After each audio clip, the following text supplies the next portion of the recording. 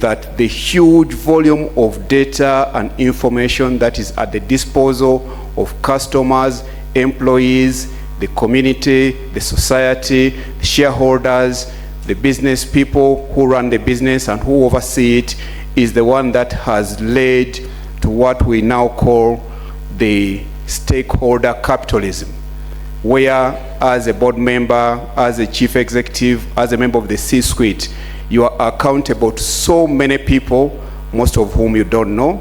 They're always looking and watching, and when things go wrong, they don't even give you a chance to explain, but they post, and it goes viral.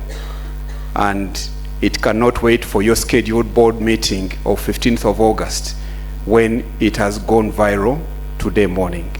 And I'll talk more about that.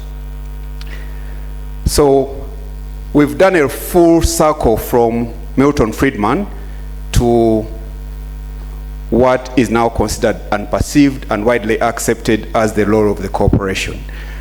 And that was most recently articulated by the Business Roundtable senior executives in 2019, signed by 181 senior leaders and captains of industry, where they said that the role of business is not just to maximize profit for the shareholders, but to contribute to society and make meaningful contribution to the society and communities in which they operate.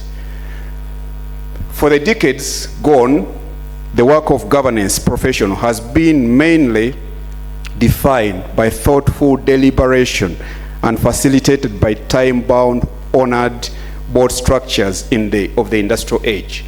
And again, members of the board and more experienced directors in this room will be very familiar with the very structured way boards have been conducting their business, very rigid agendas that are the recurrence of all board meetings with the odd AOB at the end, very structured, rudimentary board committees which they inherit from boards of yesteryears, and they just continue populating with the people that they believe have the expertise and knowledge to serve on those committees.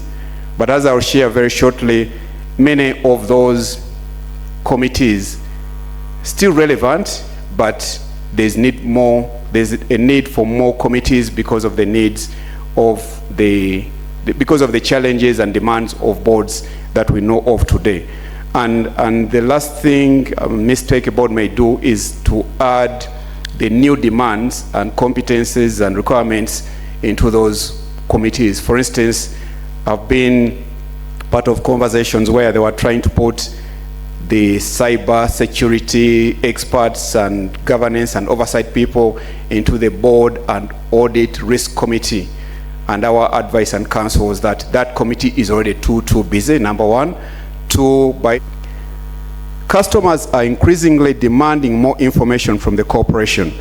Information about the business operations, the employment policy, the pay both to directors and executives, diversity and inclusion, taxation, how much are you paying, where are you paying it, CSR in terms of what you're doing in the community, and all this ultimately becomes responsibility for the board, because it is the board which is going to be explaining to these stakeholders, of course with information from management.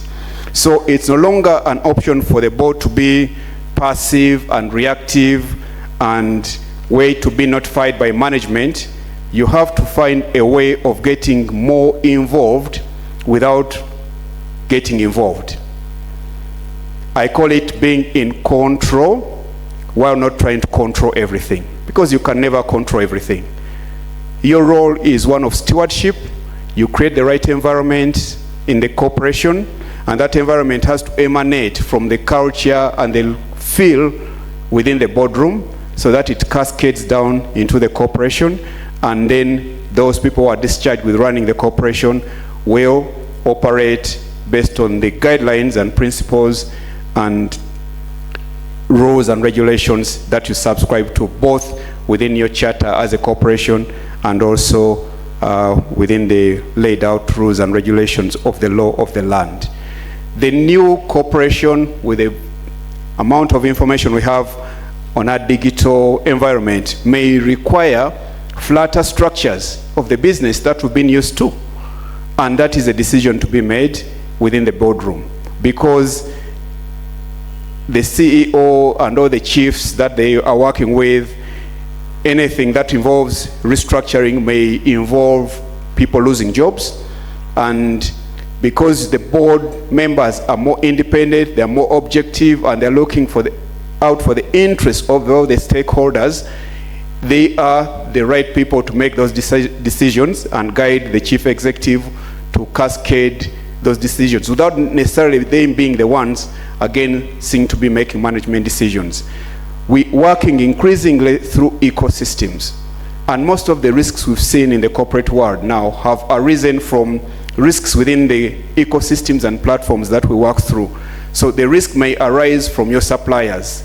And one of the most recent high-profile cyber risk we had in our country, was it last year, year before last, on mobile money for the banks, arose as a result of the weaknesses within the different players in the value chain.